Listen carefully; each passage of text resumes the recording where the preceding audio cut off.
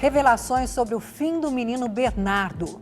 A polícia e o Ministério Público concluíram que 4 pessoas, o pai, a madrasta, a amiga e o irmão dela, são os responsáveis pelo crime.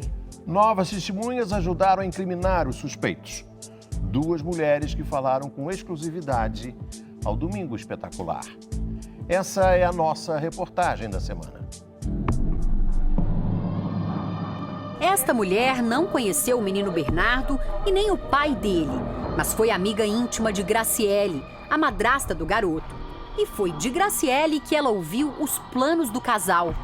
Ela disse assim, que esse guri preparado a incomodar só embaixo da terra. Eu, tá louca, guria? Como assim? Ela, como o pai dele diz, ou é no fundo de um poço ou embaixo da terra. Esta outra mulher trabalhou ao lado do pai de Bernardo em um hospital por mais de 6 anos. E foi a primeira a perceber que várias ampolas de um certo remédio haviam desaparecido. Se sumir de uma em uma, talvez a gente não perceba, né? Mas aquele dia eu vi porque foram várias. Cecília e Sandra nunca se encontraram. Mas para a polícia, elas são testemunhas fundamentais contra a madrasta de Bernardo, Graciele Ugolini, e o pai do menino, Leandro Boldrini. Sandra Cavalheiro conviveu com Graciele por cerca de 5 anos antes da enfermeira conhecer o marido.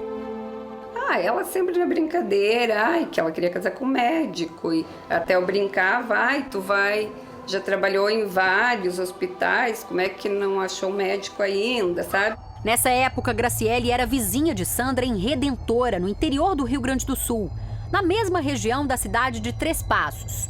Nestas fotos, tiradas há cerca de 6 anos, as duas aparecem juntas. A testemunha-chave para a investigação recebeu o Domingo Espetacular com exclusividade na última quarta-feira, um dia antes de o Ministério Público acusar formalmente os suspeitos. Ela contou que depois de 4 anos sem contato, Graciele a procurou no fim de janeiro. A conversa girou em torno de um único tema: o ódio que a madrasta e o pai nutriam por Bernardo Boldrini. Ela falava assim, aquele guri era um psicopata, um demônio, que corria com faca atrás do pai, atrás dela, que teve que colocar câmera no quarto da menina, que ele ia matar a criança, a filhinha dela, e que era isso aí, que era um psicopata. Graciele teria revelado à amiga os planos do casal para matar Bernardo. Ela e o Leandro queriam ver essa criança morta, como ele dizia, no fundo de um poço ou embaixo da terra. Ela disse isso com essas palavras. E eu fiquei apavorada, tá louca, guria, não é assim. Procura um psicólogo, os psiquiatras largaram mão dessa criança. E eu e a avó materna. Depois que ela viu que ele é um psicopata, ela também não quer saber. Sandra diz que só não denunciou o casal porque não acreditou nas ameaças. Mas depois do crime, procurou a polícia voluntariamente para contar o que sabe. A delegada acredita que Graciele já tinha a intenção de buscar um cúmplice ou uma cúmplice para matar Bernardo. Ela entendeu que a Kelly, né, que é a Graciele, teria ido procurar ela para fazer uma proposta para ela ser Edilvânia, vamos dizer assim, para ela fazer o papel da Edilvânia. Não me propôs nada, porque também eu não deixei chance dela, porque na verdade eu achei que era brincadeira dela, né? Que jamais ela seria capaz de matar uma criança. Segundo a polícia, a amiga Edelvânia Virganovics ajudou Graciele a executar Bernardo em troca de dinheiro. Bernardo Boldrini desapareceu em 4 de abril. O corpo só foi encontrado 10 dias depois, enterrado numa cova nos arredores de Frederico Westphalen, cidade próxima de Três Passos e Redentora. Em Frederico Westphalen, as câmeras de segurança deste posto de combustíveis registraram o encontro de Graciele, também chamada de Kelly, com a amiga Edelvânia. O vídeo foi divulgado nesta semana e mostra os últimos momentos de Bernardo com vida. Era 1h da tarde e 56 minutos. Graciele para a caminhonete preta na rua próxima à casa de Edelvânia. A amiga já está esperando. Ela vai até o carro, as duas conversam um pouco. Logo surge uma vaga do outro lado da rua. Edelvânia atravessa e Graciele estaciona. A madrasta desce da caminhonete com Bernardo. A cena mostra o garoto bem ao lado dela, em direção à calçada. Os dois entram no carro de Edelvânia, parado quase ao lado.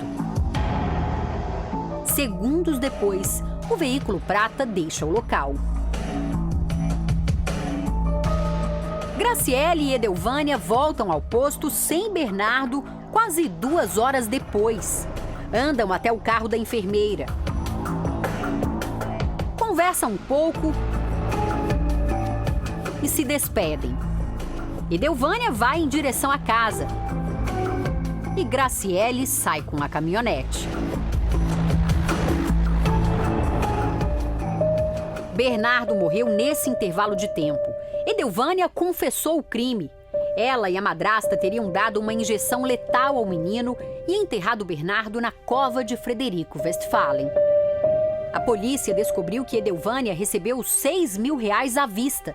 Com o dinheiro, pagou uma parcela do apartamento onde mora. Pela denúncia do Ministério Público, Edelvânia Viganovics e Graciele Ugolini são acusadas de ocultação de cadáver e homicídio qualificado por motivo torpe, fútil, emprego de veneno e dissimulação. As duas teriam enganado Bernardo para levá-lo ao local do crime. Primeiro, toma este comprimidinho para não enjoar na viagem. Entra no carro porque nós vamos fazer tal coisa que é do teu agrado. Depois, fica quietinho que tu vai ser benzido e para a benzedura fazer mais efeito, eu preciso te dar uma picadinha no braço. E aí, assistem à morte da criança, Bernardo, definhando em frente a ela, Graciele e sua comparsa Edelvânia, às margens de um riacho em Frederico Westphalen. Para a polícia e o Ministério Público, não há dúvidas também quanto ao envolvimento do pai. Leandro Boldrini, pai da vítima, é o mentor intelectual e o garante deste crime. Ele tinha o domínio do fato. A decisão da morte do filho foi dele. A prova existe. Leandro Boldrini vai responder por homicídio qualificado, ocultação de cadáver e ainda falsidade ideológica por ter procurado a delegacia para registrar o falso desaparecimento do filho. Telefonemas entre parentes interceptados com autorização judicial reforçam a tese da acusação. Neste trecho, o padrasto de Graciele conversa com uma prima dela. Os dois concordam que Leandro sabia do crime. Agora, nada me faz pensar diferente. Até pelos 5, 6 dias que eu convivi aí na procura na procura, ajudando na procura do Bernardo. Eu também. O que eu convivi com o Leandro. Me leva a crer e ter certeza que o mentor ideológico é ele. Eu não tenho dúvida disso. Nesta outra ligação, o diálogo é entre o padrasto de Graciele e o filho dele. Ô pai, mas o Leandro tem a ver, né? Claro que tem. Ontem ela escreveu ela mandou uma carta para Simone ontem, inocentando ele. Os advogados que se reuniram semana passada, daí era uma estratégia. Tá? Para ele sair, por causa do sustento de tudo, né? Para ele sair, ela fica pagando lá e depois. Só um jeito, né? Vai ficar 10 anos presa. Não fica 10, 5, 6 anos. Não? 5, 6 anos, 7 anos. O inquérito tem mais de 100 depoimentos. São cerca de 2.000 páginas. Nós temos uma narrativa de uma situação de que... Desculpa. De que Leandro deixava Bernardo comer no prato do cachorro e achava graça disso. Bebê engatinhando e comendo no prato do cachorro. Este documento, uma receita médica, é um dos indícios contra o pai de Bernardo. Ele mostra a suposta assinatura de Leandro Boldrini pedindo a compra de um medicamento. Os comprimidos de midazolam foram comprados nesta farmácia de Frederico Westphalen por Graciele e Edelvânia. A polícia solicitou um exame grafotécnico para verificar se a assinatura que aparece na receita é mesmo de Leandro Boldrini ou se é uma falsificação. É um receituário azul que tem o carimbo e uma assinatura semelhante a dele. O carimbo dele e uma assinatura semelhante a dele. O preenchimento não é a letra dele. Parece não ser a letra dele. Tem um forte indício, né, da participação até material dele. Né? Isso que é um receituário dele. O medicamento que a madrasta e a amiga dela compraram é exatamente como esse aqui. Uma caixa com 30 comprimidos. A bula do remédio diz que a superdosagem não leva à morte, mas especialistas afirmam que se a substância for injetada diretamente na veia, pode sim provocar uma parada cardiorrespiratória. Quando você injeta midazolam endovenoso, o efeito dele é extremamente rápido. Então, quando injeta, 1 a 2 minutos já tem efeito anestésico, tem efeito hipnótico também. Uma injeção endovenosa associado com uma dose pré-dose oral, poderia até promover uma parada respiratória. Não, ele não para o coração, mas ele pode diminuir ou inibir tremendamente, enormemente, significantemente, a capacidade de respirar. O pai de Bernardo é médico em um hospital e tem uma clínica particular. A madrasta é enfermeira. A amiga Edelvânia também trabalha na área da saúde. Os 3 poderiam entender o funcionamento do remédio. Oi. Os laudos finais sobre a morte de Bernardo ainda não saíram. A polícia não sabe qual substância matou o menino, mas tem certeza que ele engoliu os comprimidos de midazolam. A substância foi encontrada pelos médicos legistas no estômago e em outros órgãos de Bernardo. A polícia também desconfia que o midazolam estava na injeção aplicada em Bernardo no momento da morte.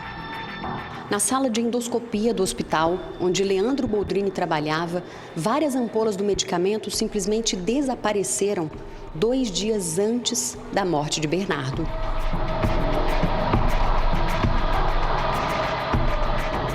A técnica em enfermagem Cecília trabalhava na sala de endoscopia ao lado do pai de Bernardo.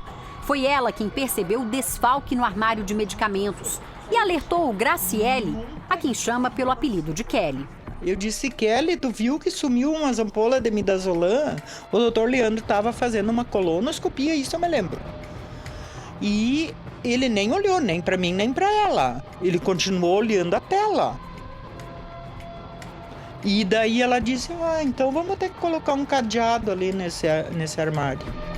Cecília conta que Graciele tinha livre acesso às dependências da clínica do marido e também do hospital. Ela tinha acesso porque ela era a mulher dele. O bloco de receitas dele ficava todo assinado já para facilitar ou não?